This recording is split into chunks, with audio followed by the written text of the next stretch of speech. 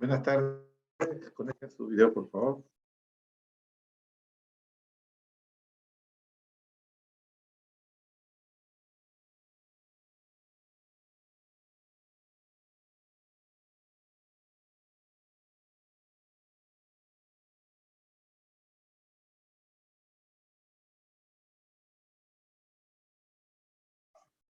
Conecten sus videos, por favor.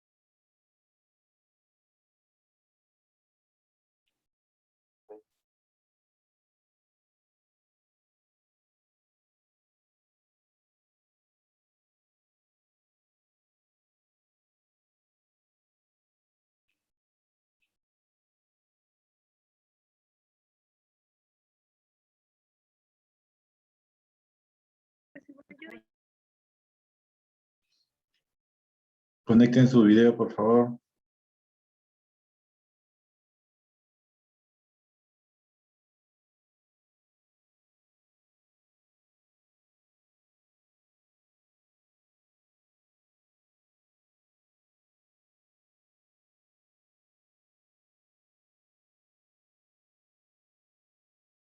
Bien, estamos en la sesión 10 del curso Seguridad Eléctrica.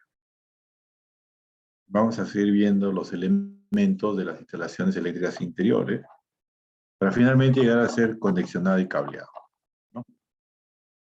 Esta parte hemos visto los tipos de conexiones.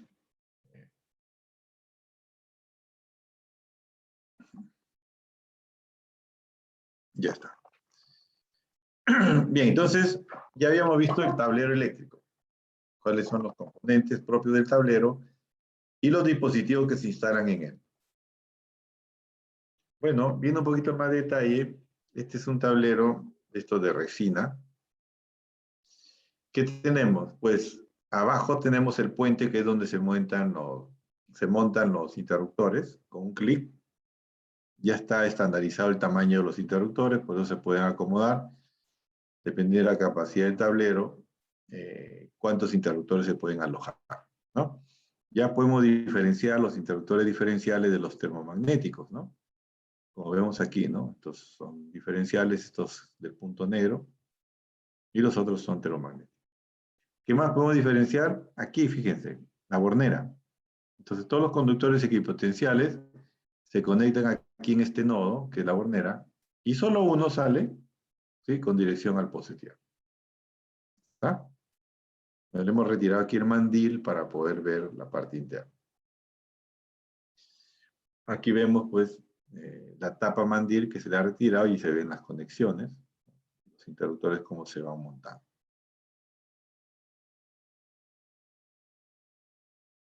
Ya, entonces los tableros se pueden adosar a la pared, no sé, que sobre la pared se entornilla y eso queda sobresaliente, o también tenemos esta versión para empotrar. En la pared se hace una cavidad y ahí se aloja y queda empotrado el tablero. Entonces, cuando uno adquiere un tablero, ¿lo vas a adosar o lo vas a empotrar? En la mayoría de los casos, pues es para empotrar. Entonces, esta parte es más resistente, ¿no?, porque va a ir ahí empotrada con el cemento. Mientras que en esto es un poco más decorativo porque esto queda expuesto, ¿no? Fíjense, un tablero más grande. Estaban preguntando si había un tamaño de tablero. No hay un límite, digamos, físico, porque naturalmente se establece el límite, ¿no? O sea, no hay infinitas lámparas y tomacorrientes y circuitos según la edificación, ¿sí? Entonces, naturalmente se acota la cantidad. Lo que sí hay que hacer una planificación de la distribución de dónde vas a colocar los interruptores de acuerdo a lo que controlan y protegen, y también el cableado para que no hagamos exceso de cable por un lado y por el otro lado quede libre, ¿no? Y se crea este desbalance que a veces no se puede cerrar la tapa. Entonces, planificando bien la instalación y el cableado, esto queda bastante ordenado como están viendo, ¿no? Bien, entonces de forma esquemática ya hemos visto que el código dice que necesitamos un interruptor termomagnético por cada circuito.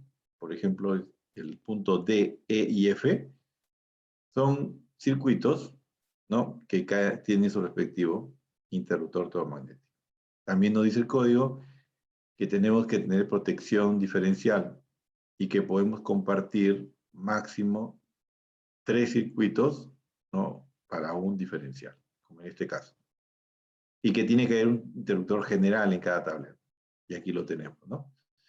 Entonces, este interruptor general al corte corta la energía de todos, ¿sí? Este diferencial, como está compartido, pues protege a todos los circuitos que tenemos debajo. Y los interruptores de cada circuito, al accionarlo, cortan la energía solamente de ese circuito, ¿no? Y aparte tenemos este punto H, que es la bornera, donde todos los conductores equipotenciales se concentran en esta bornera, ¿no?, como un gran nodo, y de aquí solamente sale un conductor hacia el posetear. Los interruptores termomagnéticos que ya hemos visto, trifásico y monofásico, termomagnético. ¿Qué y cómo funciona el interruptor termomagnético? Ya, presten atención, esto no hemos hablado. Se llama termomagnético porque tiene una protección térmica y una protección magnética, ¿sí? Entonces, por causas térmicas o causas magnéticas, este interruptor automáticamente se acciona y ¡cluc!, se abre el circuito. Al abrirse el circuito, se corta el flujo de corriente y por lo tanto se extingue cualquier desencadenamiento que se estuviese dando. ¿Sí? Bien, entonces vamos a ver cómo actúa esta parte térmica y esta parte magnética. Aquí los componentes, ¿no?, que tiene el interruptor termomagnético son dos. Uno es una placa bimetálica y el otro es un electroimán. ¿Listo?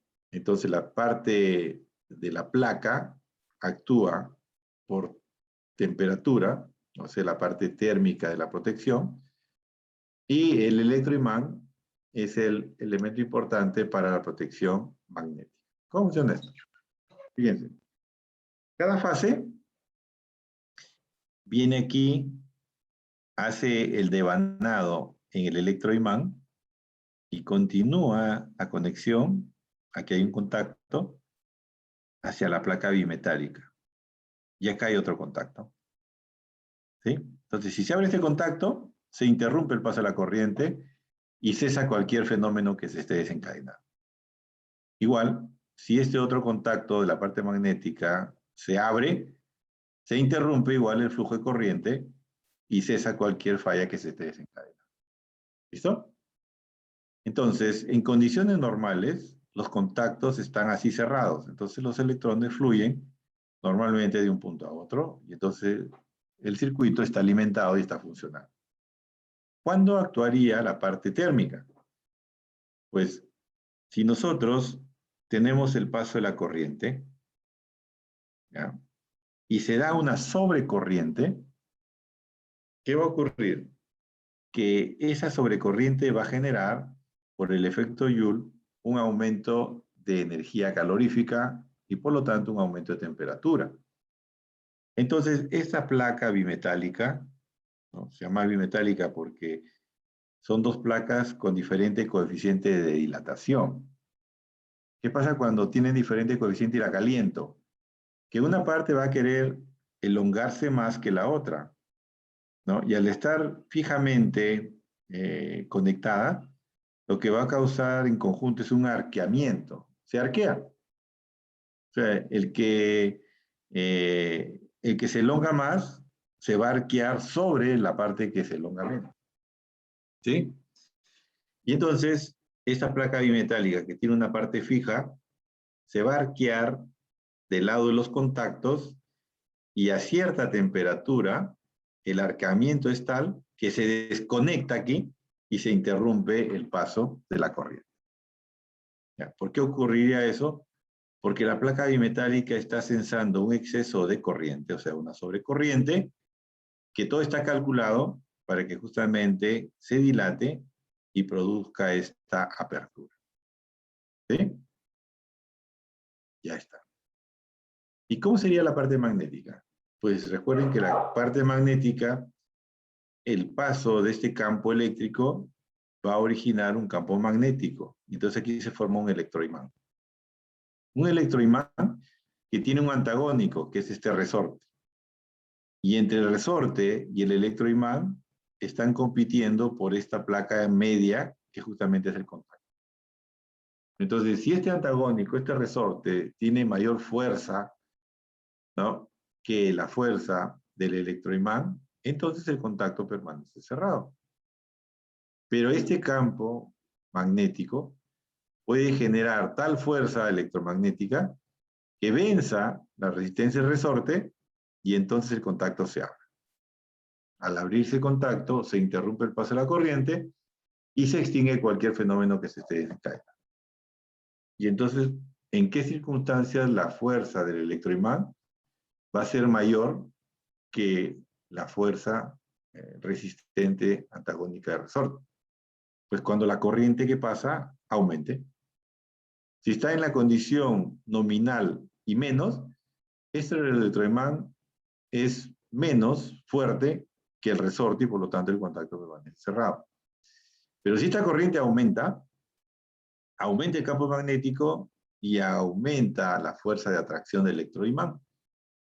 Y eso va a ocurrir cuando tengamos presente una sobrecorriente. ¿Listo?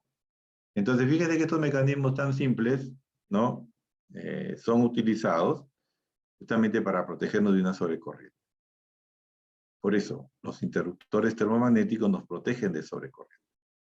Cuando la corriente aumenta más de lo nominal, por el efecto de Joule se calienta.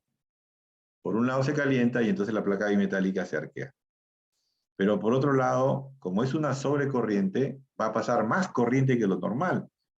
Y como este electroimán está calculado para que en condiciones normales el resorte venza, entonces al paso de una mayor corriente va a hacer que este electroimán tenga más fuerza de atracción que el resorte y entonces se abra.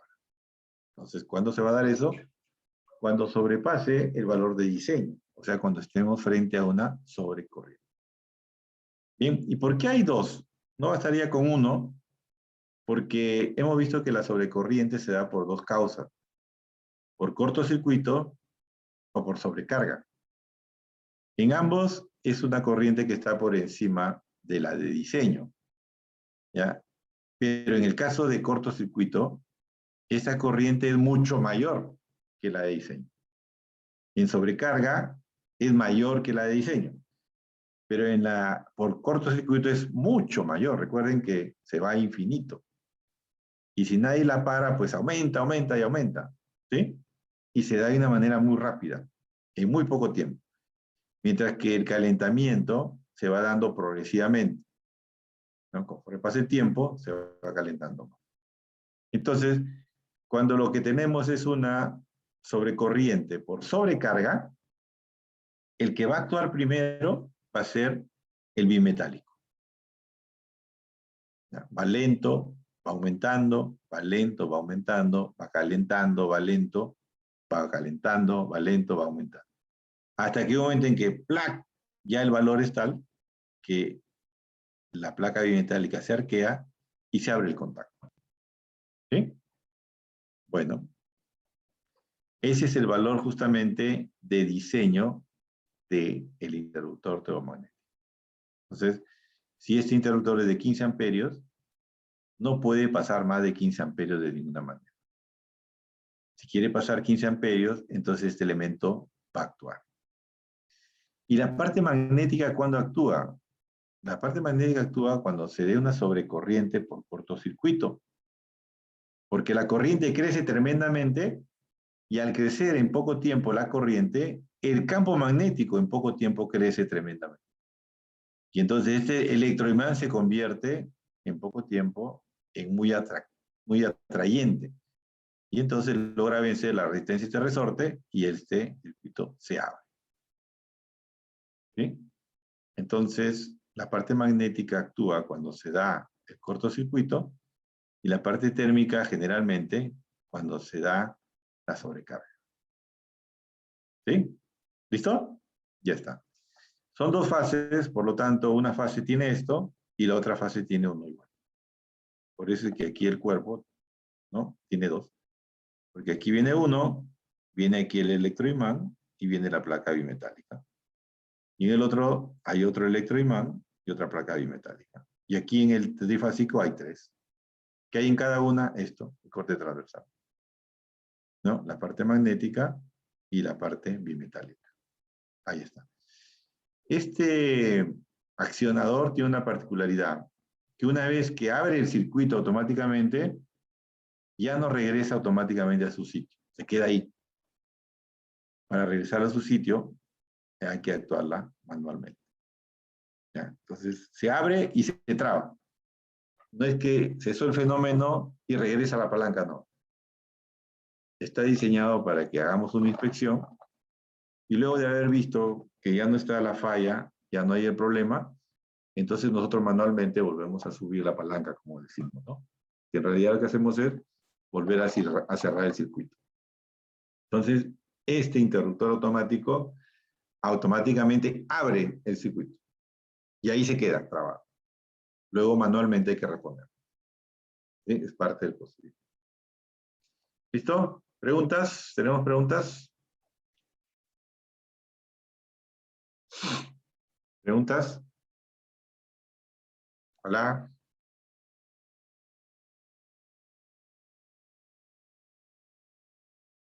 ¿No hay preguntas?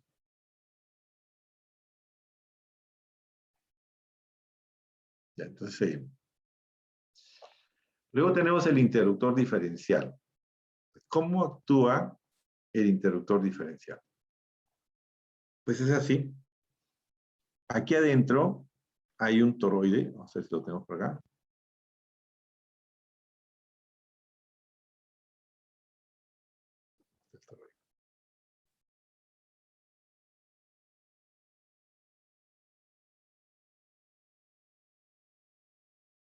Ya está. Ya. Entonces, el interruptor diferencial, aquí adentro tiene un toroide. ¿Ya? Tiene un toroide que el conductor que sale hace un devanado sobre el toroide y continúa hacia el equipo. Hace el trabajo en el equipo y retorna por la otra fase, que la otra fase también al llegar hace un devanado sobre el toroide. ¿Ya? Entonces, ahí vamos a ver.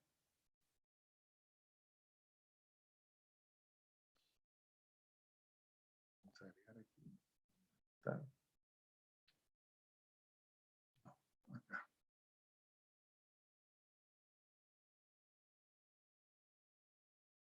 Ya. Entonces, aquí adentro hay un toroide, que es un núcleo que ya saben que es en forma circular. Entonces, el conductor que viene aquí hace su devanado por acá. Sale por acá, sale por acá y sale hacia la carga.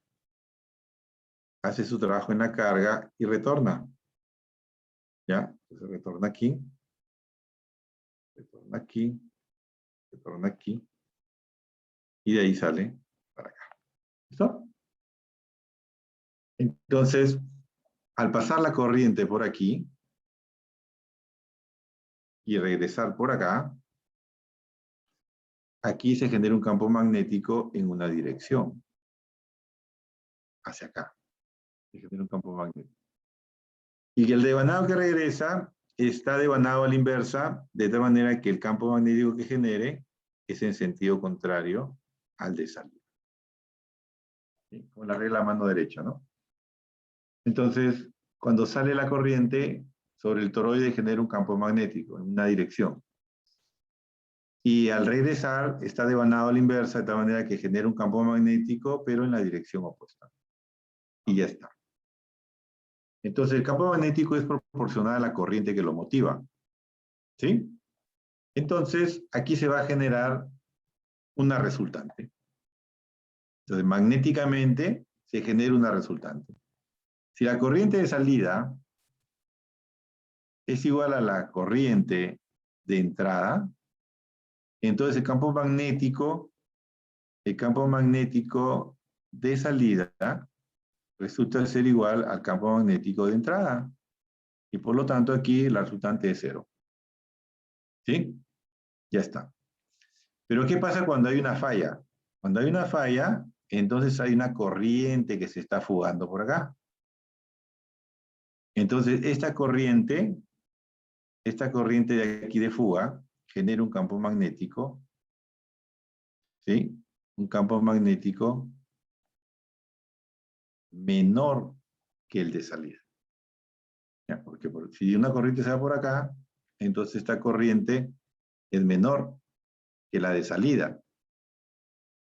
Y entonces el campo magnético de salida es mayor que el de regreso. Y se genera una resultante. ¿Sí? Se genera una resultante. Y el interruptor diferencial está diseñado para que cuando la corriente de salida, ¿no? La corriente de salida menos la corriente de entrada, ¿sí? Nos dé 30 miliamperios.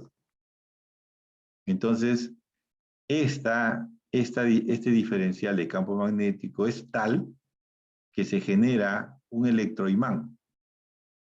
¿Sí? Un electroimán que, al igual que el interruptor termomagnético, va a vencer la resistencia y va a abrir un contacto. Y ese contacto, al abrirse, lo que hace es interrumpir el paso de la corriente. ¿Listo?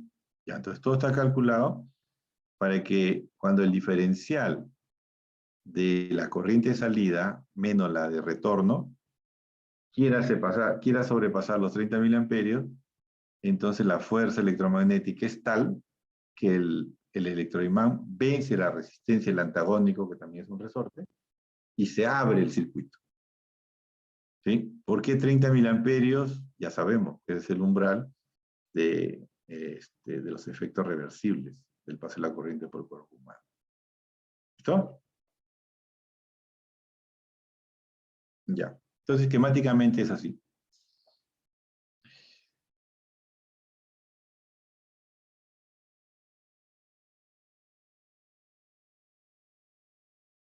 Ya está. Entonces, esquemáticamente, la corriente sobre el toroide hace su devanado, y cuando regresa hace su devanado en sentido contrario para tener un neto.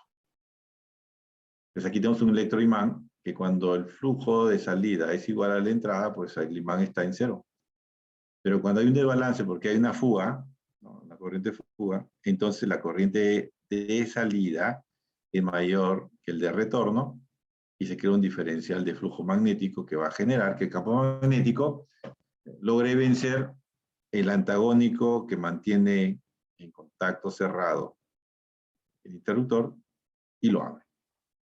¿Sí? Ya está. Ese es el interruptor diferencial. ¿Por qué se daría ese desbalance? Porque hay una corriente de fuga. ¿Y cómo se diseña? Pues que cuando esa fuga sea 30 miliamperios, ese electroimán tenga tal fuerza magnética que logre separar el contacto. Y entonces se abren los contactos y se interrumpe el paso de la corriente y cesa cualquier falla que hubiera. ¿Sí? ¿Listo? Ya. ¿Preguntas? ¿Preguntas? Ya, si no hay preguntas, yo después voy a hacer las preguntas. Bueno, aquí INACAL es la entidad que tiene toda la parte normativa, ¿no? Entonces, bueno, aquí estaba viendo que si quieren comprarlo, este es para interruptores automáticos. ¿Sí? Entonces, vale 162 soles. Y este de aquí es interruptor diferencial, vale 7 soles 20. ¿No? Pero en muchos casos en internet alguien ya los compartió y ahí los tenemos. ¿Bien? Listo. Entonces, ¿cuál es la norma del diferencial, aquí está, de la norma técnica peruana IS 61008-22 de 2014. Y la del interruptor termomagnético es la NTP IS 60891 del 2014. ¿Listo? Ya está. Bien, ¿preguntas? ¿Preguntas? Ya. Bueno, ya habíamos visto nosotros cómo se representa unifilarmente un circuito. Lo hemos sacado de los planos. Ya, hemos visto también los interruptores. Ya, del interruptor quería mostrarles algo, ¿no? Ya habían visto que había interruptor de una caja con un interruptor, dos interruptores y tres. Y el resto ya es estética, colores, formas, cuadrados, rectángulos, ¿no? Ya. Y que tenemos nosotros un interruptor de simple y uno de conmutación. ¿Cómo es eso? Aquí yo había encontrado ayer unas figuritas. Para que lo vean. Ya. En la parte posterior del interruptor, ¿sí? En el interruptor simple que está aquí a la derecha, fíjense, hay dos contactos. Entonces, por uno viene el que entra y por otro el que sale. Y aquí el botón lo que hace es, con un golpe pone en contacto los dos y con otro golpe lo abre. Entonces el interruptor prende la luz, se apaga la luz. Estos dos son interruptores simples. Y el de conmutación, fíjense que es la misma matriz, ¿ah? Solo que acá tiene una tercera moldura. Tiene tres contactos. ¿Sí? Los que son simétricos van por fuera y el que va o sale va al centro. ¿Vieron? ¿Ya qué cosa hace ese interruptor simple y ese interruptor de conmutación? Es lo que estaba viendo aquí. Entonces el simple lo que hace es interrumpir el paso de una fase. Entonces cuando golpeas se abre, entonces se apaga la luz. Cuando golpeas se cierra, hay comunicación y se prende la luz. El de conmutación es un interruptor que en una posición está en contacto con un borne y al tocarle clic hace contacto con el otro. ¿Sí? Es como un puente que abre un puente A y ahora va al puente B. Este interruptor está en contacto con uno o con otro, pero no está en el aire. ¿Ya? Siempre está en contacto con uno y con otro. ¿Qué aplicación tiene este? Cuando se quiere controlar una lámpara de dos lugares diferentes, como por ejemplo la escalera. ¿Sí? Entonces, ¿cómo se instala? De una fase a la lámpara y de la otra fase a un interruptor, se colocan los dos mensajeros, se llama así este conductor, y luego se conecta a continuación hacia la lámpara. Entonces, similar al interruptor simple, solo que aquí se colocan dos. Esta es la combinación para poder hacer el control de dos lugares. Esquemáticamente, esto es lo que pasa. ¿Sí? Entonces van viendo la combinatoria que cualquiera que toquen, cambia el estado que había. Si está apagado, se prende. Y cualquiera que toques, se apaga. Y cualquiera que toques, se prende. ¿Sí? Entonces tenemos aquí interruptores de conmutación o de tres vías. La parte posterior es la que les he mostrado.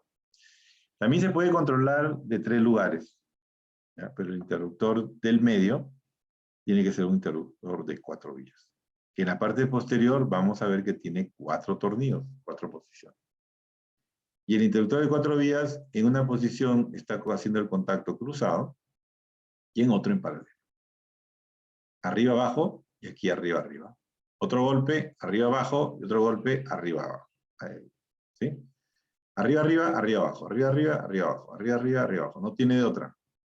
En una posición tiene un contacto y en la otra la siguiente. Y el tercero, inevitablemente, se repite el ciclo. ¿Sí? Entonces, conectando este interruptor de 4 vías al medio, podemos nosotros controlar esta misma lámpara de 3 lugares diferentes. ¿Listo? Ya está. ¿Preguntas? ¿Preguntas? No hay preguntas. Entonces, vamos a hablar ahora de tomacorriente y enchufe.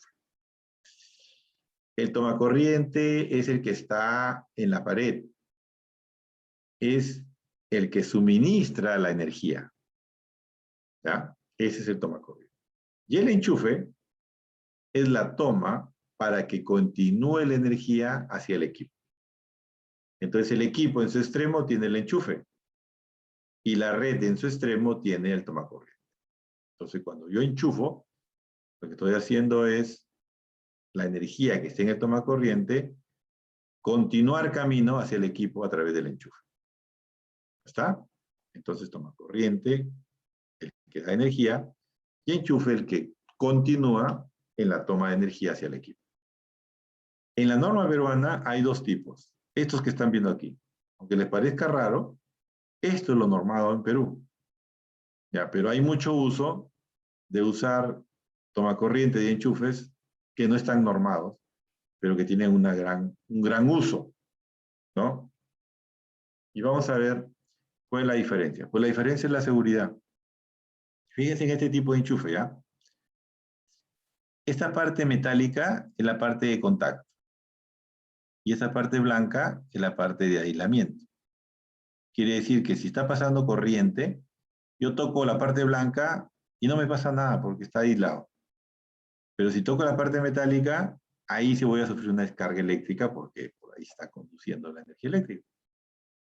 Pero este está diseñado de tal manera que cuando yo enchufo, el contacto no está aquí al borde del tomacorriente, sino que está a una profundidad mayor que esta parte metálica.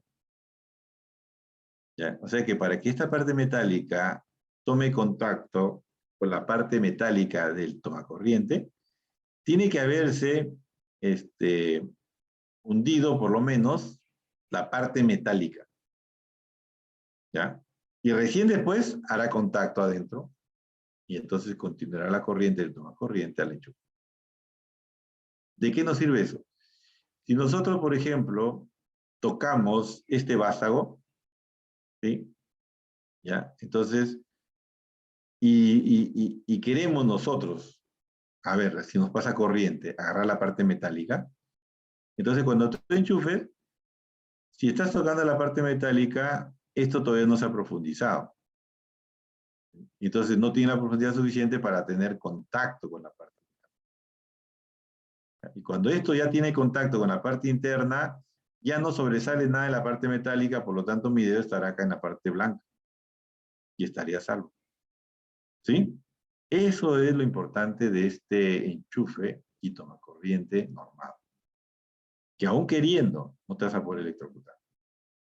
Mientras que los otros tipos, y seguramente a más de uno le ha pasado, que enchufan descuidadamente tocando la parte metálica y sufren la descarga, porque una vez que tocas, aquí está la parte metálica con metal, y tú estás tocando la parte metálica y sufres la descarga.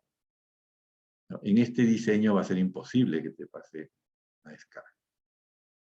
En este otro tipo que también está normado, fíjense, el diámetro del tomacorriente, que es el que está aquí a la derecha, es casi exacto al diámetro del enchufe, que es este que está aquí a la izquierda. ¿Sí? Y la longitud de este vástago, ¿sí?, está calculado para que no tome contacto con la parte metálica del tomacorriente mientras que no se haya profundizado todo. O sea que la profundidad es esta longitud más un poquito más.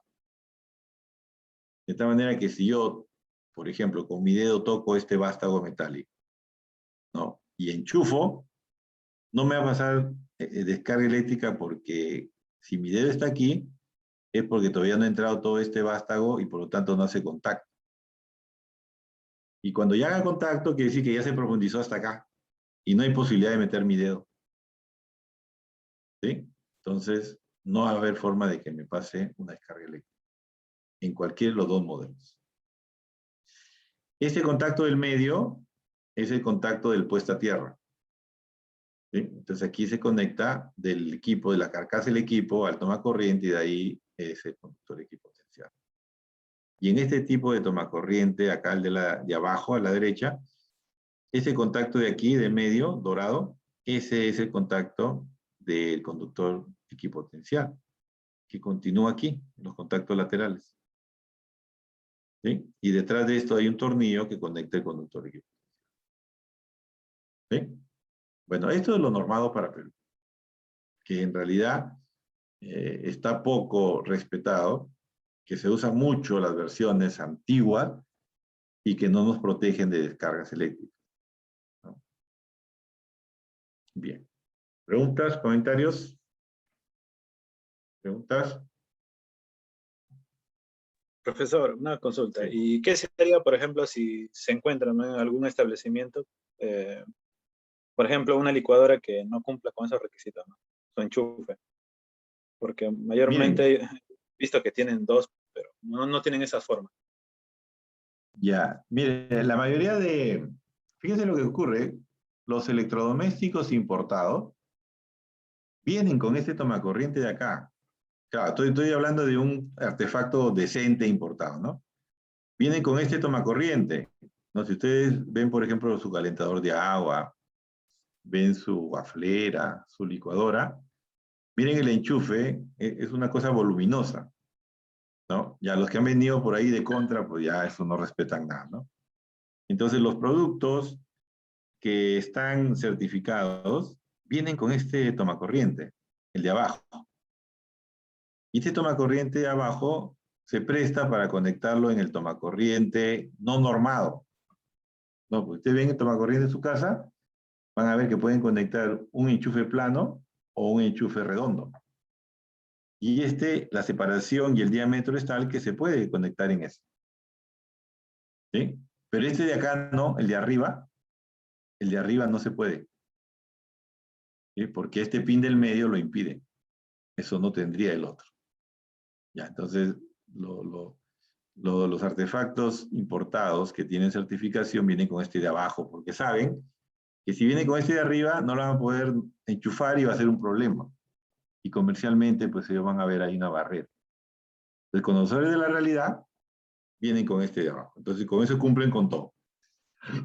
Cumplen con la norma y también con los no normados. Lógicamente que en lo normado está protegido y cuando combinas con el tomacorriente no normado, pues ya estás totalmente protegido. ¿Sí? ¿Qué encontré yo, por ejemplo, en el Ministerio de Educación? Ministerio de Educación, el nuevo, ¿no? No hago el antiguo porque el antiguo ya es Poder Judicial. El nuevo, que queda en San Borja. Es un edificio moderno y sus tomas, todas son según la norma. Usted va a encontrar este tipo de tomacorriente, ¿no? Y entonces la gente que tiene sus equipos con enchufe no normado, ¿qué han hecho? Se han comprado un adaptador. O sea, ahí en el Ministerio de Educación, la mayoría tiene su adaptador. Entonces, del normado, lo pasan a un adaptador para no normarlo y poder conectarlo. ¿Sí? Bueno, esas paradojas se dan.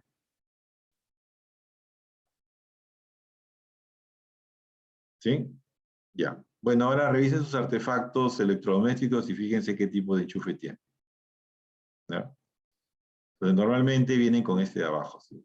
Observen, es voluminoso. Un calentador de agua que tengo tiene ese enchufe volumétrico. Una waflera también tiene. Una licuadora también tiene. Una olla estas que calientan por aire también viene con eso. Porque son equipos normados. Pero los que vienen así de contrabandos y que ingresan sin ninguna verificación, bueno, ahí esperen cualquier cosa, ¿no?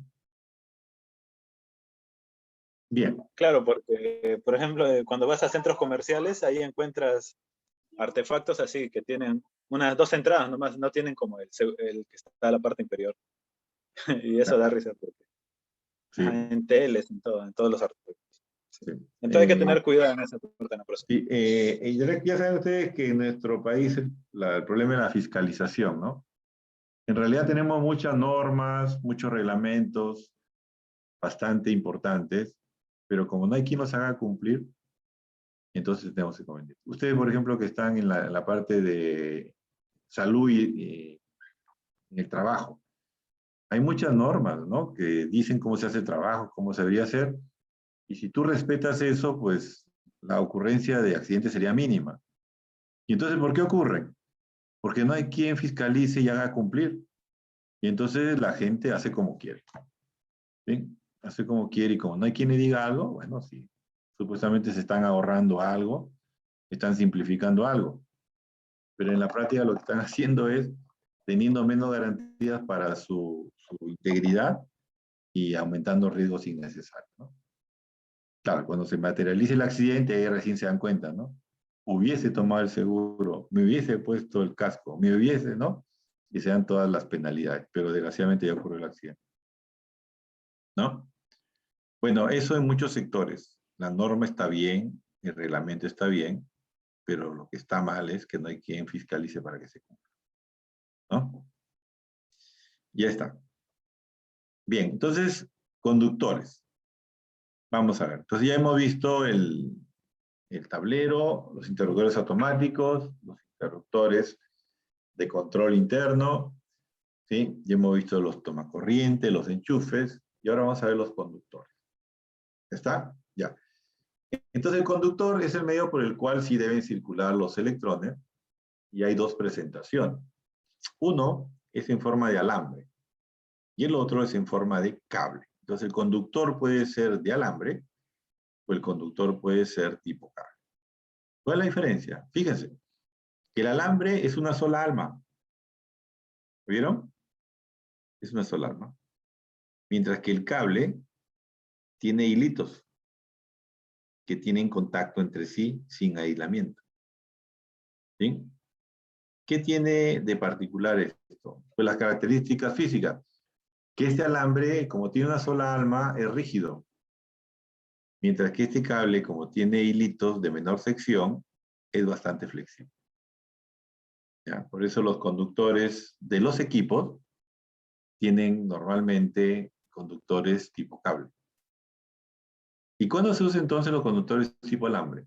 Pues se utilizan en instalaciones estancas, ¿no? Las instalaciones interiores que van por tubería son estancas porque eso no se mueve nunca. Se instala una vez y ahí queda para siempre. Mientras que los equipos, como los cargadores, ¿no? Ustedes terminan de cargar y lo enrollan y lo guardan, o el cable de la laptop o de la PC, lo mueven para el tomacorriente de la izquierda, a la derecha, entonces necesitan flexibilidad. Por eso que esos cables, esos conductores son tipo cable. Se nota porque tiene bastante flexibilidad. Mientras que estos conductores tipo alambre son rígidos porque tienen una sola alma, ¿no? La sección es mucho mayor y entonces no permiten esa flexibilidad. ¿Cuál es mejor, cuál es peor? No. Depende de la aplicación. Para instalaciones interiores, estancas, pasas el conductor por la tubería y ahí queda para siempre, como la que tenemos en las casas, en las edificaciones, se usa conductor tipo alambre. Y los equipos, ¿no? En conductores externos flexibles, pues usan conductor tipo cable.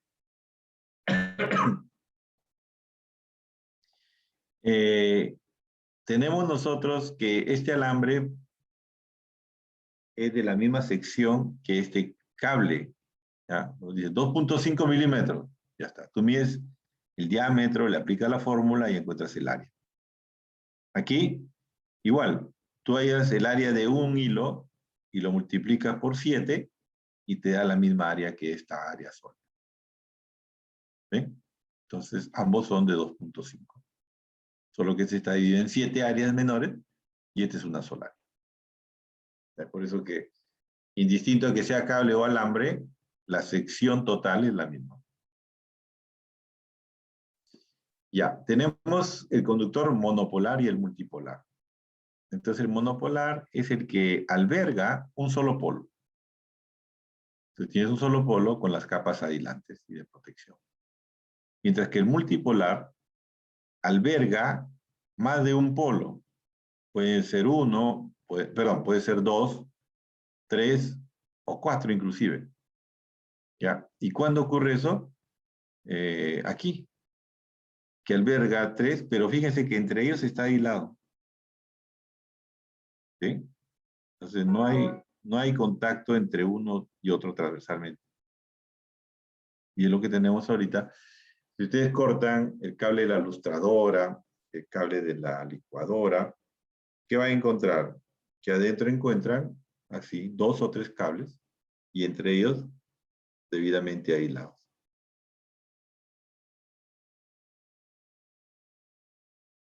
¿Sí? ¿Listo? Ya, entonces monopolar porque es uno solo y multipolar porque tiene más de...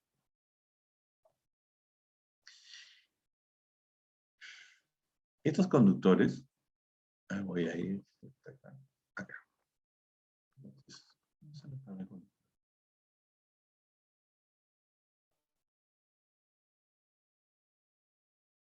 He pasado con la tabla de conductores.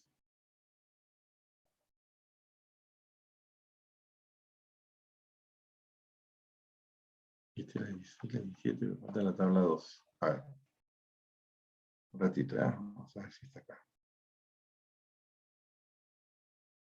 Aquí está.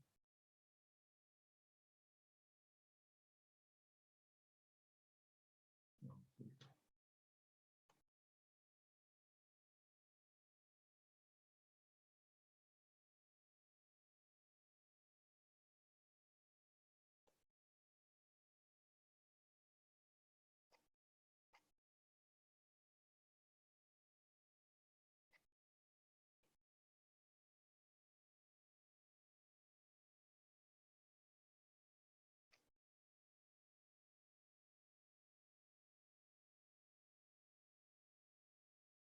ya, listo.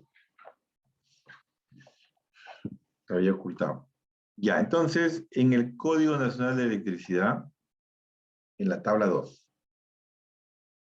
En la tabla 2 encontramos los tipos de conductores que básicamente se especifican por su sección. De la sección total, ¿cuánto suma? En milímetros cuadrados. Entonces tenemos de 1.5 milímetros cuadrados, y luego el 2.5, y luego 4, y luego 6, y luego 10. Es decir, que comercialmente no hay todas las secciones. Entonces, cuando matemáticamente hacemos el cálculo, nos resulta pues 6.75. Pero vamos a la tabla y no hay 6.75. Normalmente encontramos un valor inferior y un valor superior. ¿Cuál escojo? ¿Sí? Comercialmente, esto es lo que van a encontrar en la tienda.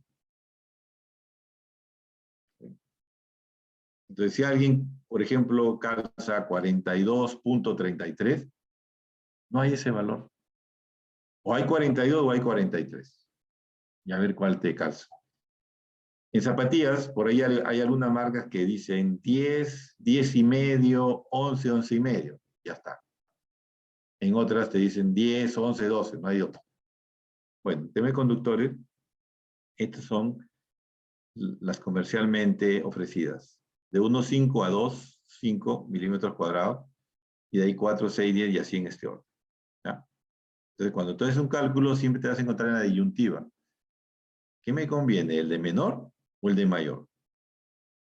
¿Sí? Y entonces hay que razonar. Cuando nosotros hemos visto la ley de Pouillet, hemos visto que la resistencia es igual a la resistividad por la longitud entre la sección. ¿Sí? Entonces, si yo planteo así la ecuación, ¿qué me va a convenir? A ver.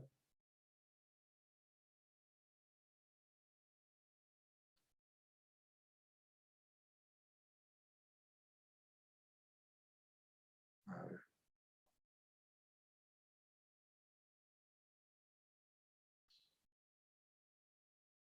¿Cómo hacemos?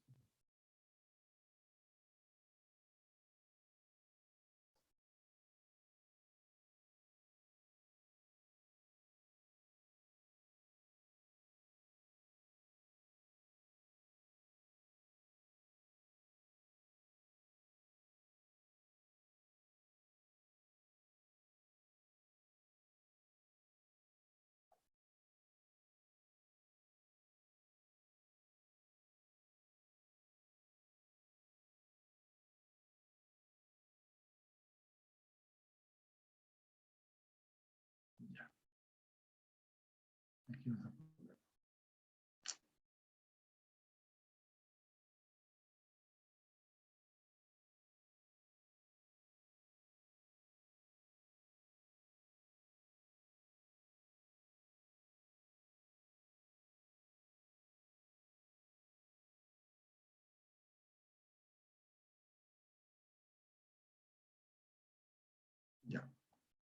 Entonces, resistencia es igual a la resistividad por la longitud entre la sección. ¿Listo? Ya. Entonces, si no hay el valor que yo quiero, por ejemplo, yo necesito 3, pero no hay 3, hay 2, 5 y hay 4. ¿Cuál escojo? Si queriendo 3, yo escojo 2, 5, ¿qué va a ocurrir? Que esta resistencia va a aumentar. ¿Sí? Y no se olviden que el calor es igual a la corriente al cuadrado por la resistencia por el tiempo. Entonces, si dado un valor necesario, yo escojo uno de menor sección, ¿qué va a ocurrir? Que la resistencia va a ser mayor. Y si la resistencia es mayor, va a generar más calor. ¿Sí? No es deseable. Entonces, ¿qué pasa si escojo el de mayor sección? Entonces, si la sección es mayor, la resistencia va a ser menor y entonces el calor va a ser menor. ¿Listo? Bien, entonces se explica que cuando yo tenga que escoger entre una sección y otra, no viendo la que tengo que irme por la inmediata superior. ¿Listo? Ya está. Entonces, si la sección es mayor, va a soportar más corriente. Y la sección es mayor, va a ofrecer menos resistencia. Y en todo caso, va a generar menos calor. ¿Listo? Ya. Entonces, en tema de corriente, en tema de sección, cuando no hay el valor que quiero, entonces es el inmediato superior.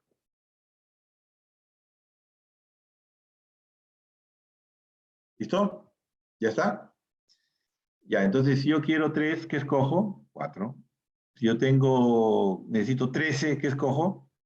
16. Si me sale 49, ¿qué escojo? 50. Ya tengan cuidado que, pero mira, entre 6 y 10 yo quiero 7. 6 está más cerca a 7, escojo 6. No, no es así. ¿Ya? Aquí es nuevamente como el calzado. Si tú calzas 40, pero hay 39, no te sirve.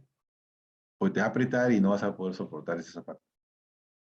Pero si no hay 39, pero hay 41, entonces el 41 sí sirve, por lo menos porque no te va a doler y lo vas a poder usar. No te calce exactamente, te va a sobrar, pero es útil. Versus el otro, que si te pones menos no te va a servir para nada. ¿Sí? Igual pasa con la corriente. Entonces, el inmediato superior. Si no hay igualito, el inmediato superior. Lo más probable es que no haya igualito, ¿no? Porque siempre haces tus cálculos y es raro que te sale exactamente el valor. ¿Listo? Ya. Entonces, en la tabla 2 me dice, en la primera columna, qué calibres hay. Por ejemplo, yo necesitaba 3, tengo que comprarme 4. Ya está. Pero también me dice la tabla la corriente en amperios que soportaría ese conductor. Y entonces dice, ese conductor de 4 milímetros de sección soporta... Profesor, disculpe, no se ve la Sí, tabla. No no se se ve ve la... la tabla. Ya, ahora... No logro verlo todavía. Ahora sí. Ya está. Bueno, Sí, hay ahora un sí. delay ahí por ahí. Ya. Entonces, les decía que aquí están todos los calibres. 1.5, 2.5, 4, 6, 10. Eso es lo que comercialmente hay. Si quiero 3, no hay 3. ¿Cuál escojo? ¿2.5 o 4? El inmediato superior 4. Ya explicamos por qué. ¿Sí? Pero el 3 está más cerca al 2.5, sí, pero no te sirve de nada. ¿No? Por la misma analogía que les he hecho del zapato. Ya está. Entonces 4. La tabla también dice que ese conductor puede soportar 26 amperios, 24 amperios, 25, 23, 32. ¿Y por qué hay esa diversidad? Porque el conductor no solamente toma en cuenta la corriente que pasa o que va a circular por el conductor, sino el contexto en el cual está instalado el conductor. ¿Ya? Entonces dice, si esto está empotrado en pared, es el método A1. entonces puede soportar 26 en un caso y 24 amperios en el otro. Pero si la tubería donde va a ir el conductor está enterrada en el piso, es el método D. Entonces este 4 soporta 38 y hasta 31 amperios. Soporta más amperios, fíjense. El mismo conductor. ¿Ya? ¿Por qué? Porque si el conductor está solo, entonces va a estar mejor refrescado. ¿Ya? Entonces, pero un conductor que vaya solo, que conduce energía es raro. Por lo menos hay 2 o 3. ¿Sí? Entonces, si en la misma tubería hay 2 conductores, fíjense que este 4 soporta hasta 26 amperios. Pero si en la misma tubería hay 3, 24. ¿Por qué baja? Porque entre ellos se abrigan y lo que no quieren ellos es abrigarse. Entonces, ¿cómo compensan ese abrigo que no requieren, pero que es necesario porque van a estar juntos? Entonces se compensa con menor corriente. Entonces, 24 amperios en 3 conductores van a calentar igual que 2 conductores de 26 amperios. ¿Sí? Y entonces quiere decir que por pared es más caliente que por piso. Sí, por piso va más fresco. Entonces el mismo conductor, fíjense, si son 2 en pared 26 y si es en piso 38. ¿Se dan cuenta? Ya está. ¿Por qué? Porque va a estar mejor ventilado, mejor refrescado. Entonces, esa tablita ya está hecha en laboratorio, ya se han hecho todos los ensayos y ya está. Entonces, aquí arriba, ¿cómo vas a instalarlo? ¿No? Entonces, te va a determinar, luego, según la cantidad de conductores que van en la tubería, cuántos, hasta qué corriente puede soportar. ¿Sí? ¿Listo? Ya. Cuando se hace el diseño, se hace al revés. No, primero dices, ¿cuál es la potencia del equipo? ¿Cuál es el voltaje? ¿Cuál es el factor de potencia? Si es monofásico o si es trifásico. Aplica la fórmula y te sale el valor de corriente. Ese valor de corriente es lo que va a consumir tu equipo. Pero la norma dice que hay que ponerle un factor de seguridad. Y en electricidad es 25%. Entonces a ese valor calculado le aumento 25%. Y ahora sí busco qué conductor soporta esa corriente. Entonces cuando voy a la tabla te decir, ya, ¿lo vas a instalar por pared o por piso? Por pared. Ah, entonces mira la columna 1. ¿Cuántos conductores van a ir en esa tubería? ¿2 o 3? 3. Ah, entonces mira la columna 3. Ya está. Entonces, si tú necesitas, vamos a suponer, haces el cálculo y dice, si tú tienes 12 salidas y cada una es de 1 amperio, entonces necesitas 12 amperios. Pero a eso tienes que agregarle 25% del factor de seguridad. El 25% de 12 es 3. Entonces 12 más 3, 15. Entonces mi conductor tiene que soportar 15 amperios. Entonces, ¿cuál tomo yo? Me doy cuenta que voy a ponerlo por pared y van a ir 3 conductores. Ah, entonces tengo que ver la columna 3, esta de aquí. Tengo 13,5 y tengo 18. ¿Cuál tomo? El inmediato superior de 18. Entonces mi conductor tiene que ser de 2.5 milímetros cuadrados. Y ese es el que tengo que instalar. ¿Sí? Pero no queda ahí el asunto. Porque si 2.5 es tu conductor, entonces tienes que ponerle un interruptor termomagnético para que te proteja ese conductor y no pase más corriente que la que tú has calculado. ¿Sí? Entonces para eso, el interruptor termomagnético tiene la tabla 13. ¿Sí? Acá no lo he puesto. Tiene la tabla 13 que nos dice qué capacidad tiene que ser el interruptor termomagnético para proteger a este conductor. ¿Sí? Y entonces, de esa manera, el equipo dice cuánta corriente necesita. A esa corriente tenemos que sumarle el factor de seguridad. De acuerdo a esa corriente, que es la que necesita el equipo más factor de seguridad, dimensionamos el conductor que soporte esa corriente. Y de acuerdo a la corriente que soporte el conductor, entonces se dimensiona el interruptor electromagnético para que no pase más corriente que eso. ¿Listo? Ya está. ¿Qué más tiene una instalación? Pues tiene el conductor equipotencial. ¿Sí? Entonces, además de los dos conductores de energía que hemos escogido con la tabla 2, tenemos que dimensionar el conductor equipotencial.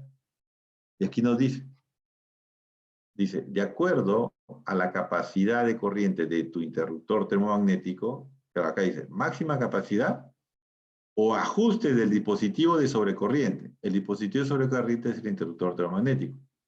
Entonces te pregunta, en otras palabras, ¿de qué capacidad es el interruptor termomagnético? De 15 amperios, ¿no? Ya está.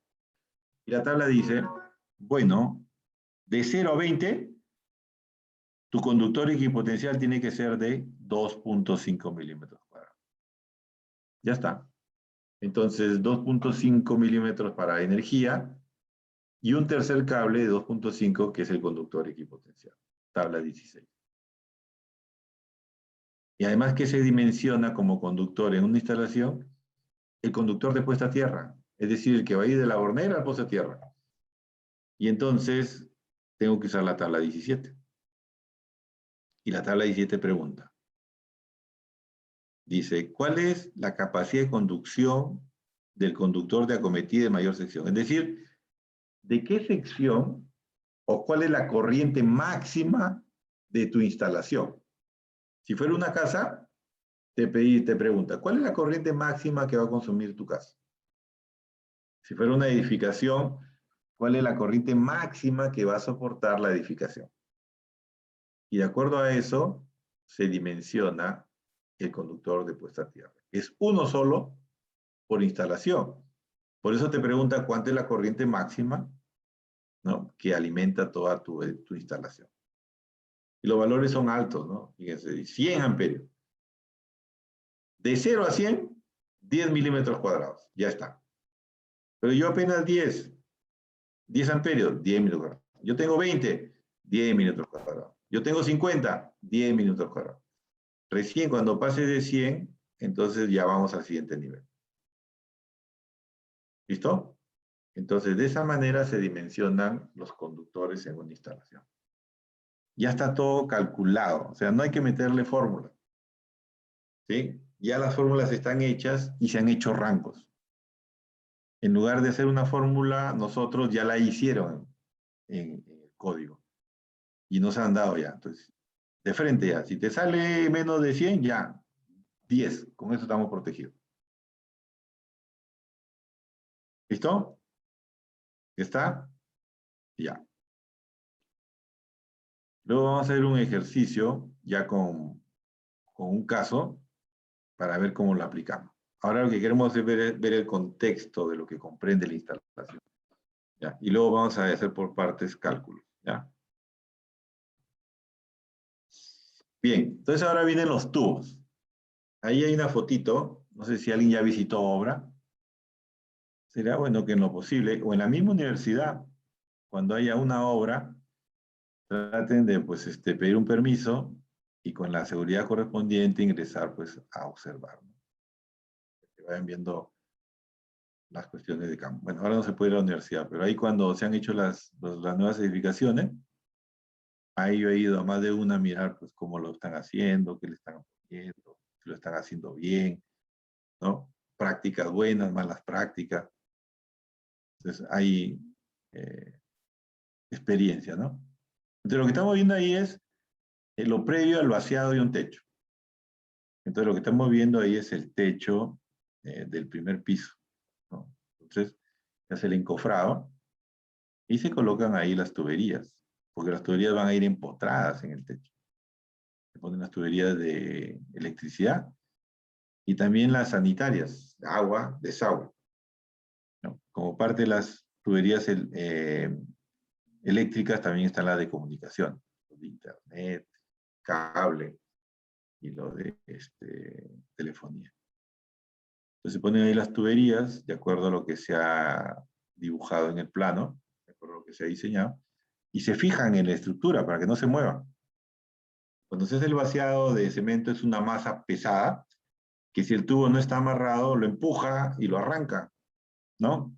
Y luego cuando quieras pasar el conductor, no vas a poder porque se ha interrumpido. La tubería salió de su lugar, se rompió, se separó, y ya no hay forma, se queda una tubería ciega.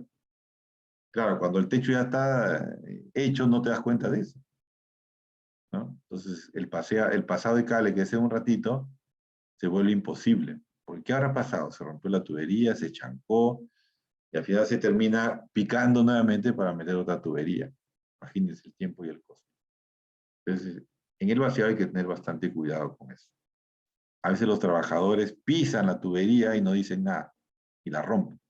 Hay que estar teniendo cuidado de que no la pisen, que esté en su sitio, y si la pisan y la rompen, pues ahí rápidamente la reemplazan, ¿no? Que es lo más práctico.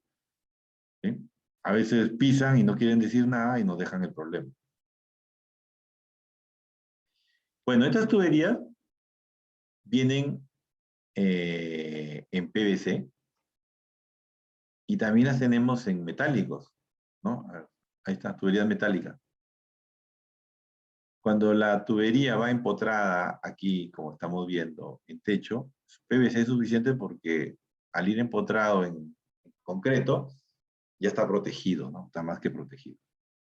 Pero cuando las tuberías van vistas, ¿sí? Como en este caso, y el trabajo que se hace aquí es pesado, de repente, por ejemplo, un trabajo de minería, de metalmecánica pesada, una herramienta, pues, golpea la tubería de PVC y la revienta, ¿no? ¡Ah!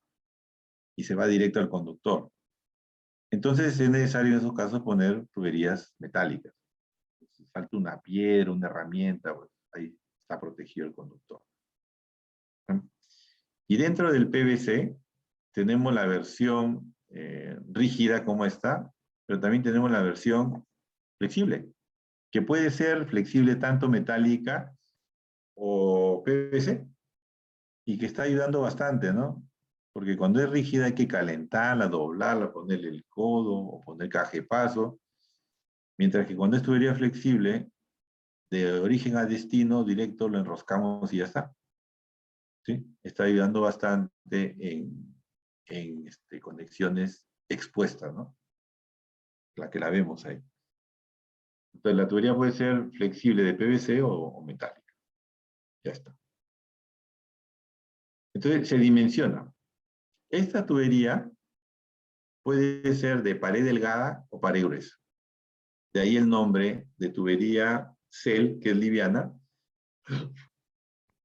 que es por las siglas en inglés, o puede ser SAP, ¿no? Es el estándar americano pesado y el otro es el estándar europeo liviano.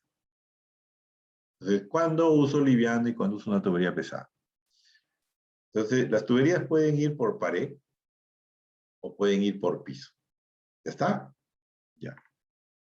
Entonces, las cargas que va a soportar una tubería, pues por gravedad ya sabemos que son verticales y hacia abajo. ¿Sí?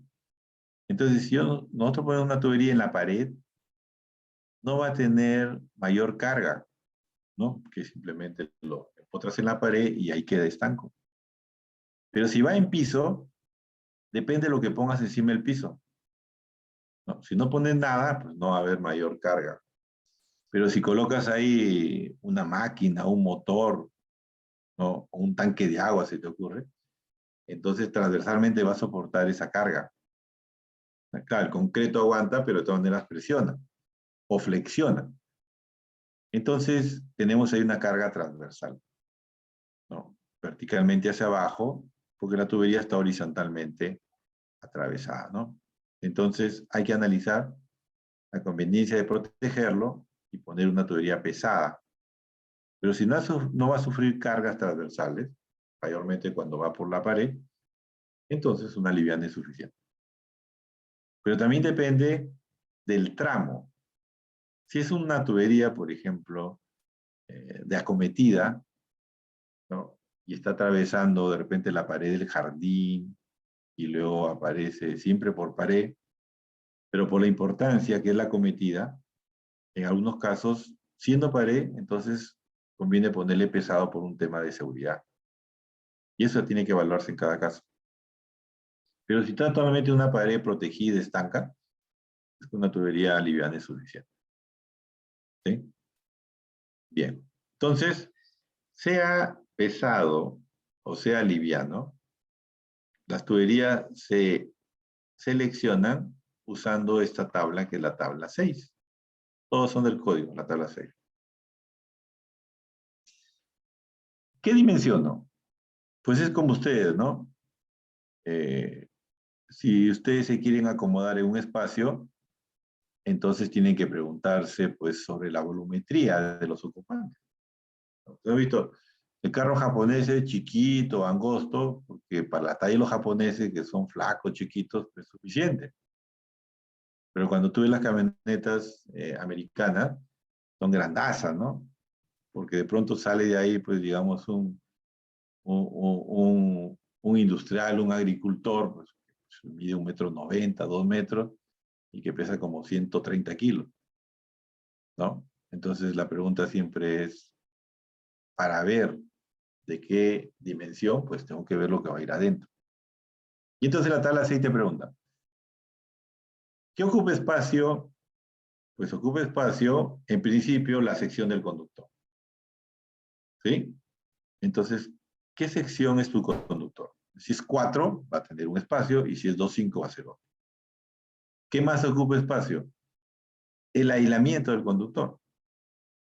¿Ya? Porque depende del tipo de aislamiento, entonces va a ocupar más o menos espacio. Entonces te pregunta, ¿qué tipo de aislamiento tiene tu conductor?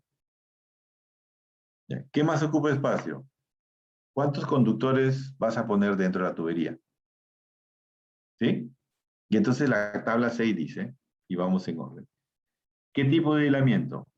El más común, el de uso residencial, ¿no? Es el TBW. Ya está.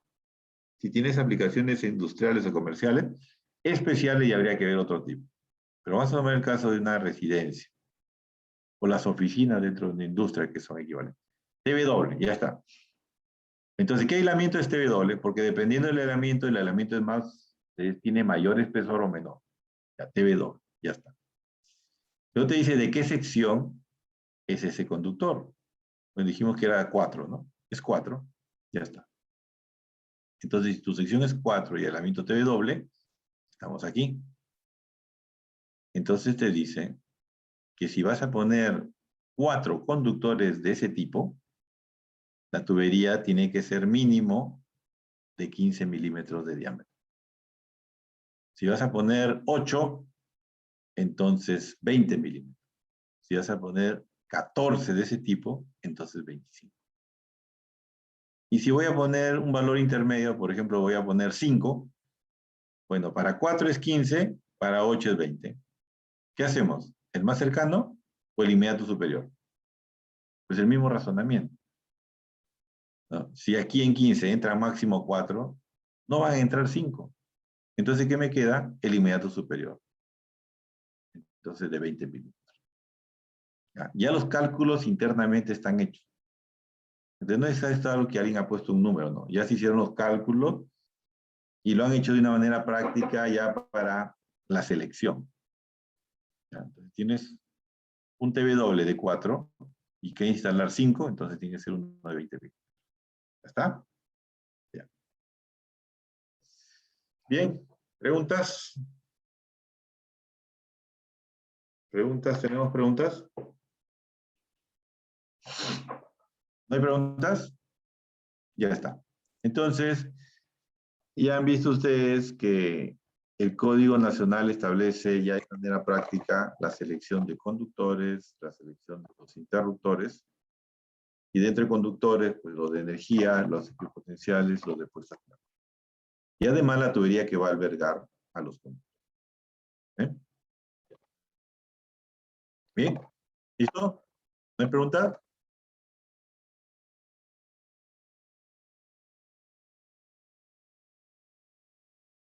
¿No hay preguntas? Ya. Entonces, vamos a hacer este ejercicio de cableado. ¿Sí? ¿Tienen esta vista? Bueno, todos trabajen ahí lápiz y papel. Por ejemplo, en una casa, ¿qué tenemos? Pues tenemos nosotros tomacorrientes, compuesta a tierra. Por eso tienen 3 alvéolos. 2 de energía y el tercero que es para la puesta a tierra. Entonces, tomacorrientes monofásicos, compuesta a tierra. ¿Qué más tenemos en una casa? Lámparas que se controlan desde interruptores. Ya está. ¿Qué más podemos tener en una casa? Una cocina eléctrica, trifásica, una electrobomba, ¿no?, para elevar el agua al tanque, una electrobomba monofásica, y podemos tener también un calentador de agua monofásico. ¿Cómo lo conectamos? ¿Sí? ¿Qué nos dice el código? Que cada circuito debe tener un interruptor termomagnético. Entonces, si esta cocina es trifásica, entonces mirando en el tablero, le correspondería a este interruptor trifásico. Trifásico con trifásico.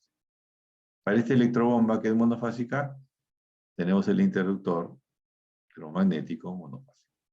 Para este calentador de agua, que es monofásico, entonces tenemos un interruptor termomagnético monofásico.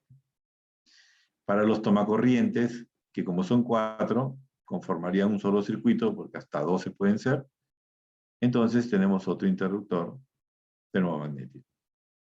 Y para la iluminación, que tenemos 4 salidas, y pueden ser hasta 12, entonces el otro interruptor termomagnético. ¿Listo? Ya. Además, ¿qué dice el código? Que tiene que haber una protección diferencial. ¿Sí? Y que a lo mucho podemos compartirlo con 3 circuitos. ¿Sí? Entonces, aquí tenemos 1, 2, 3, 4 monofásicos y hay 2 diferenciales. Entonces, podemos tomar 2 y 2. ¿Sí? O 3 y 1, como se quiera. El código nos dice simplemente que no puede ser más de 3.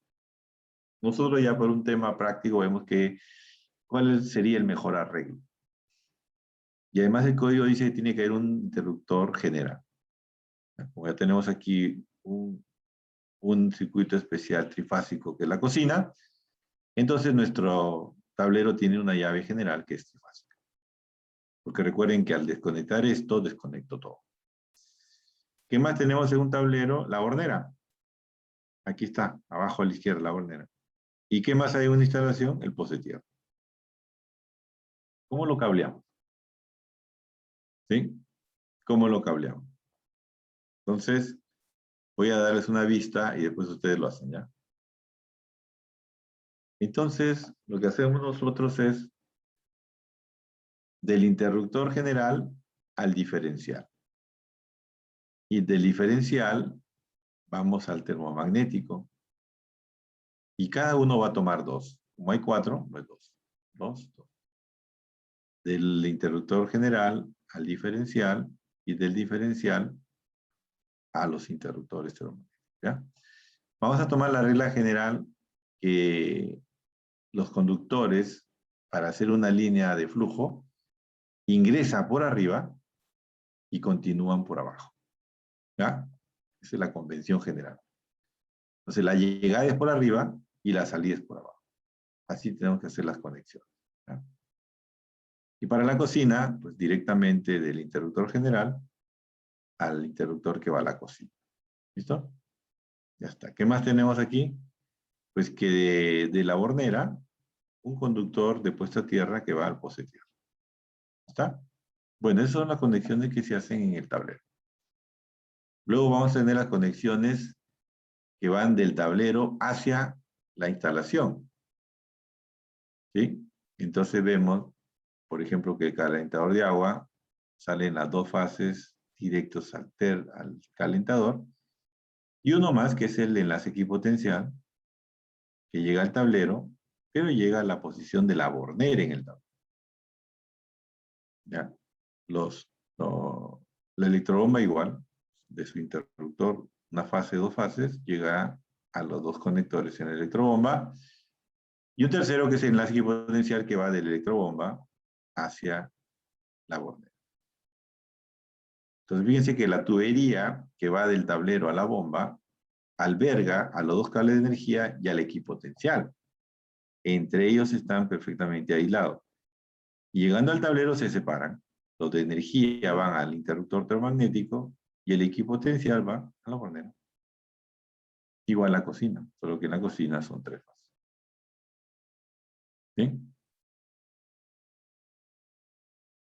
Este punto de puesta a tierra de los tomacorrientes se conectan entre sí, separadamente de los de energía, y también van al tablero, a la bornera. Eso conforma el cable, el conductor equipotencial.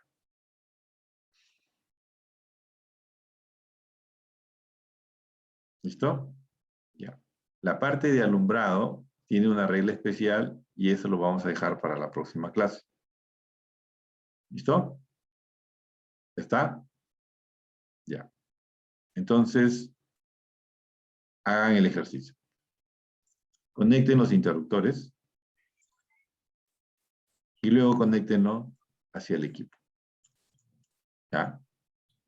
Lo que es luminarias, vamos a dejarlo para la próxima clase porque eso requiere un detalle especial. ¿Ya está?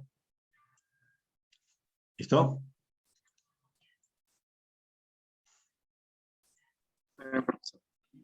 Ya. A ver. Vamos. Hagan esta primera parte.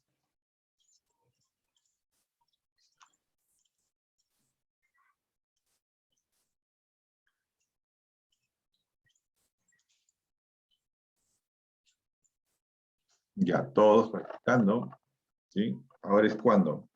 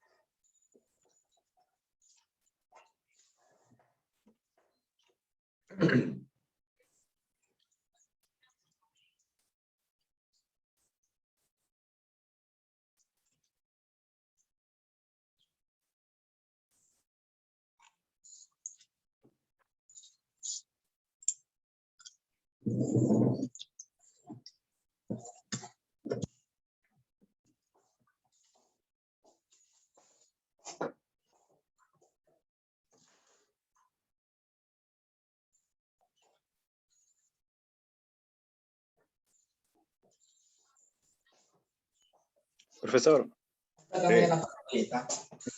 los dos interruptores que están ahí no tienen nada que ver, ¿no? Con los...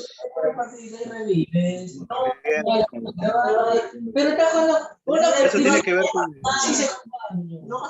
con las luminarias, ¿no? Ya. Hoy me van a matar ahora entonces, más de veces no me mataron. A ver, no se entendió la pregunta. Hay muchos preguntando ahí. Un compañero tiene abierto su micro, no sé. Bueno, a ver, ordenen las preguntas porque así... Ya, ahora sí. Profesor, los dos interruptores que están ahí no tienen nada... esos están conectados con la luminaria, ¿no? No tienen nada que ver con la Claro, bomba. los interruptores van con las luminarias necesariamente, ¿no? Pues las luminarias no pueden ir solas si no hay quien los controle. Por eso les Ya, digo, listo. eso déjenlo para la próxima clase, lo que son luminarias. O sea, luminaria, interruptor y su interruptor termomagnético. Ya, eso lo vemos en la próxima.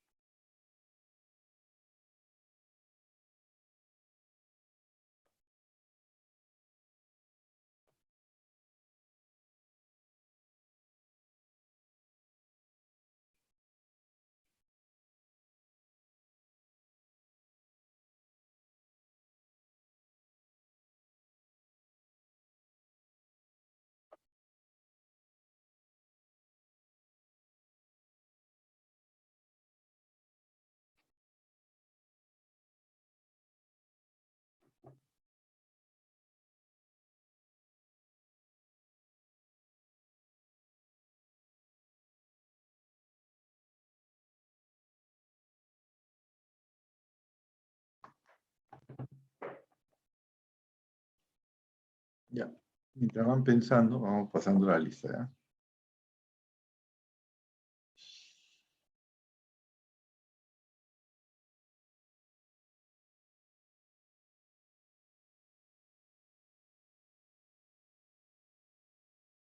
Ya, listo.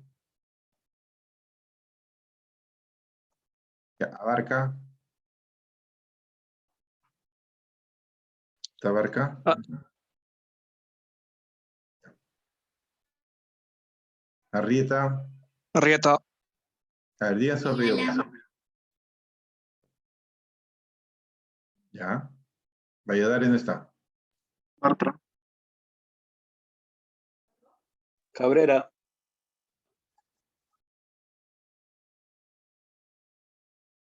Calero. Calero, ¿dónde está? Cárdenas.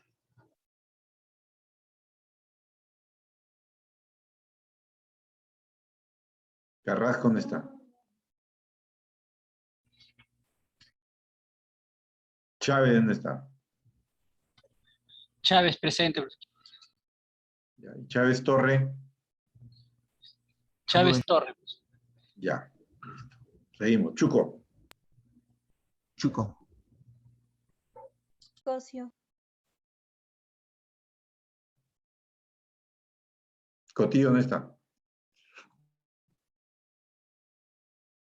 Cruz Carnero, ¿dónde está? De la Cruz Macazana, ¿dónde está? Ya pues Ochoa. Espinosa. Ya. Flores. ¿Dónde está? Guerrero, ¿dónde está? Hidalgo. Guamán, ¿dónde está? Leonardo. Ya, ¿y Lazón está? Ya, Lazón no está. Seguimos, López. No está. Maile. Melgar, ¿dónde está? Mesías, ¿dónde Morales. está? Morán, ¿dónde está? Murriel, ¿dónde está? Núñez, ¿dónde está? Obregón. Quispe, ¿dónde está? Regalado, ausente. Regalado presente, profesor, disculpe. Rivas, ausente. Rudas, ausente. Sueño. Bueno, Zulca, ausente.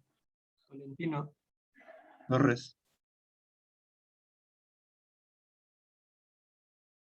Vázquez, Vázquez Serna presente. ya, listo.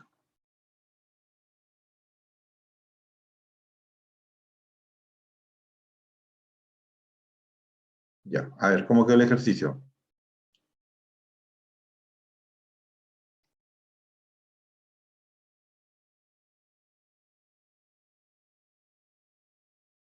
Ya, entonces, los interruptores, como este es trifásico y las aplicaciones son monofásicas, escogemos de las tres fases dos.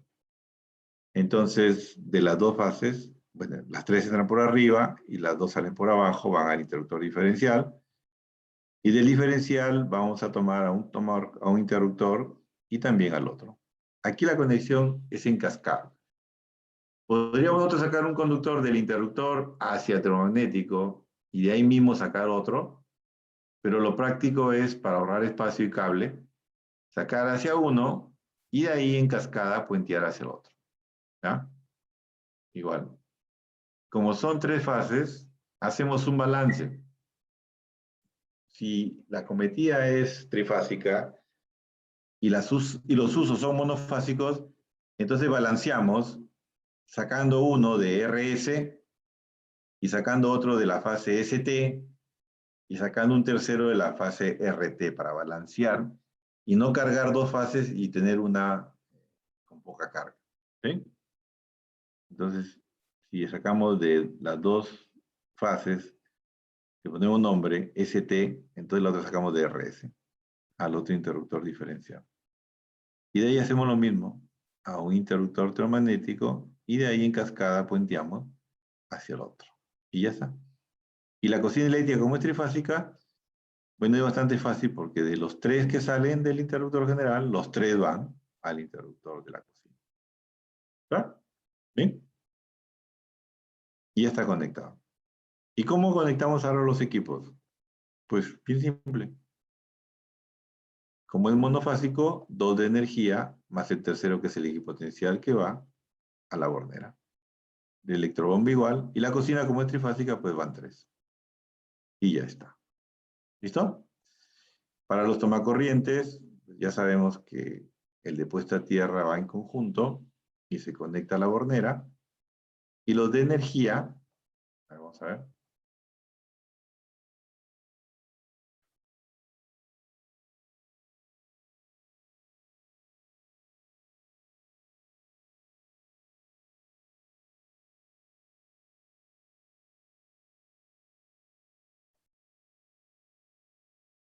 Ya, y los de energía, que van a salir de aquí. Vamos a ponerle dibujar. Vamos a poner en color azul. Vamos a hacer si pinte el azul ya. Vamos por el negro. Entonces de aquí, sale aquí, sale acá y sale acá. Y la otra fase viene aquí, viene acá y viene al otro. ¿Listo? Ya está. Y aparte viene el equipotencial que va de cada toma corriente y se va a la bornera. ¿Listo? Ya está. ¿Preguntas? ¿Preguntas?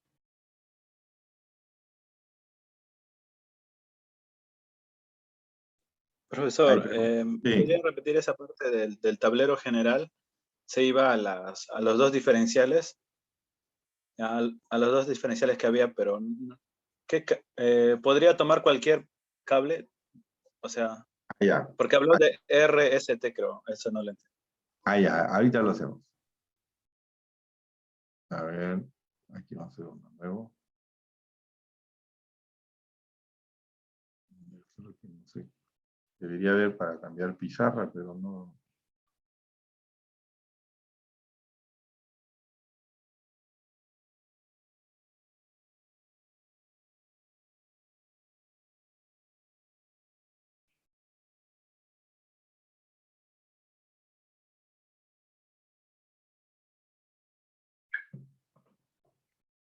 Hay que cambiarla.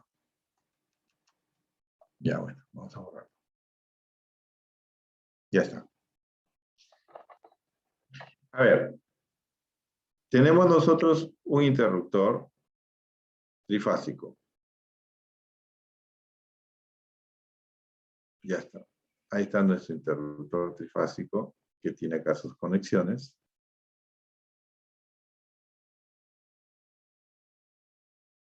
Ya está. Y tengo por aquí un interruptor monofásico. Tengo otro interruptor monofásico, cualquiera que sea, ¿ya? Y tengo un tercero. Entonces aquí se recomienda balancear. Entonces vienen las 3 fases que se conectan. Y en el estándar, pues esta es la fase R, S y T. Así se llaman, fase R, S y T. Entonces el primero, si queremos balancearlo, pues lo conectamos R y S. El segundo, entonces conectamos S y T. Y el tercero, para que todo esté parejo, R y T. Eso se llama balancear cargas. ¿Se entendió? Entonces ahora sí salen 2 de cada uno. Aquí que salió R y S.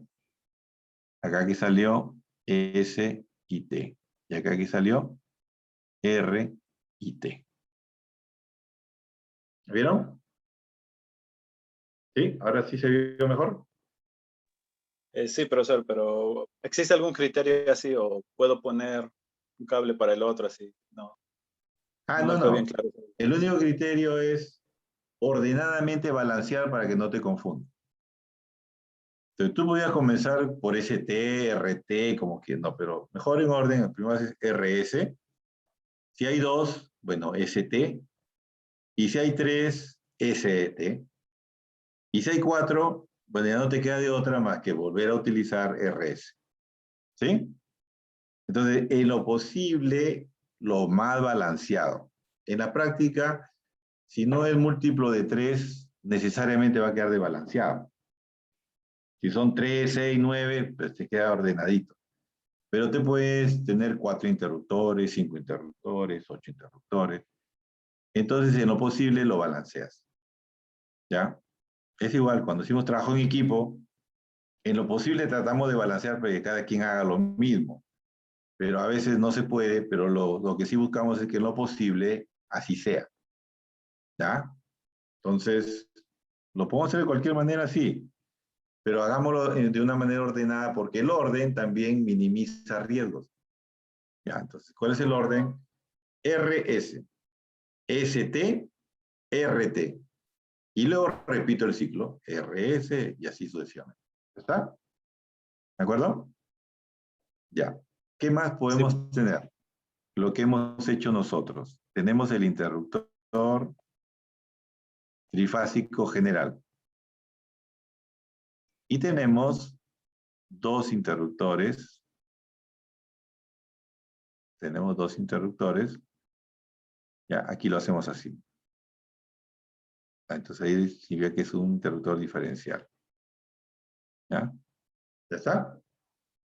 Ya. Y acá está pues su punto de contacto. ¿Qué hemos hecho? Pues hemos sacado de aquí R, S. Y para el otro que hemos sacado S y T. ¿Listo? Eso es lo que hicimos. Y de ahí hemos sacado para los interruptores termomagnéticos. Ya, que aquí hay uno.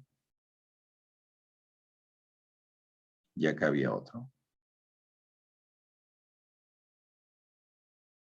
Entonces, de aquí nosotros sacamos un conductor aquí y el otro acá.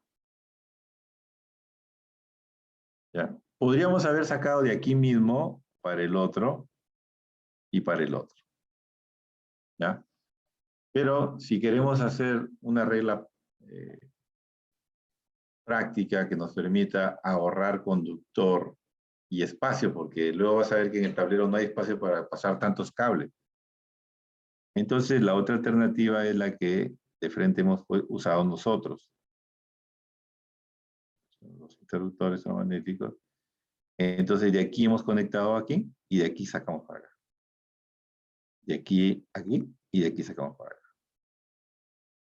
En la práctica, este puenteo en cascada es lo que se usa bastante. Porque en el caso de uno, es mucho conductor y no hay espacio. Y el caso 2 es el recomendado.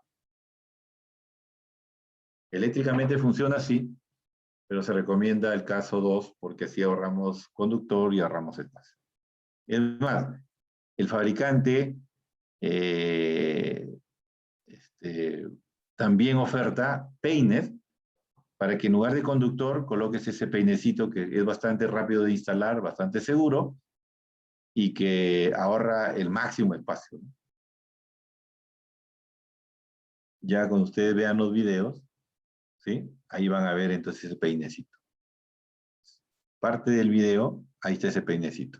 Cómo es que, qué forma tiene, cómo se conecta. ¿Listo? Ya, entonces este puenteo en cascada es bastante utilizado.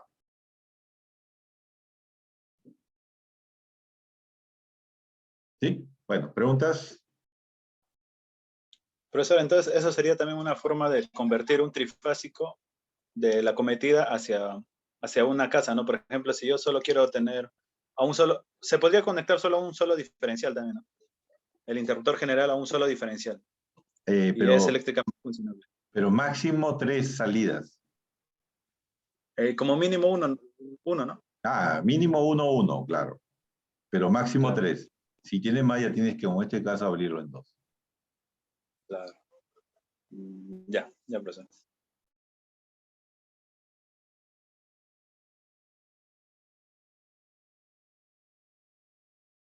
Ya, entonces apúntenlo, repásenlo bien. Ya. Si tienen alguna duda, pues ya la próxima lo comenta.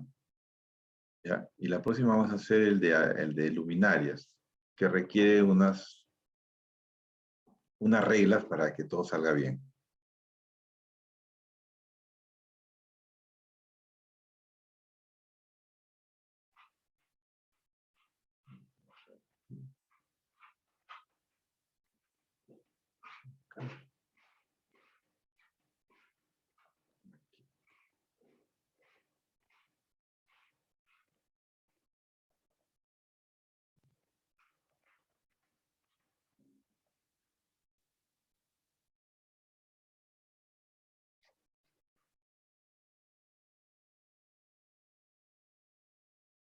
Bien.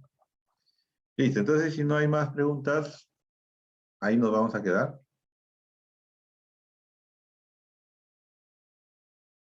Repásenlo bien. ¿Sí? La próxima vamos a hacer otros casos y vamos a hacer el de alumbrado. ¿Ya?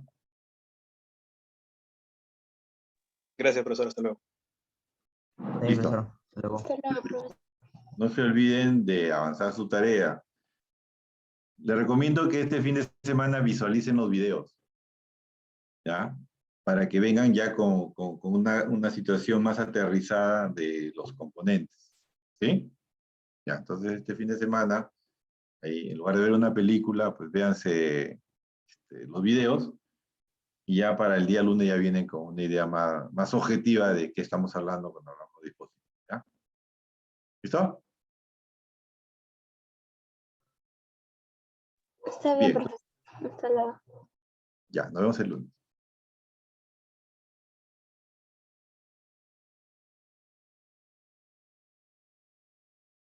Hasta luego, profe.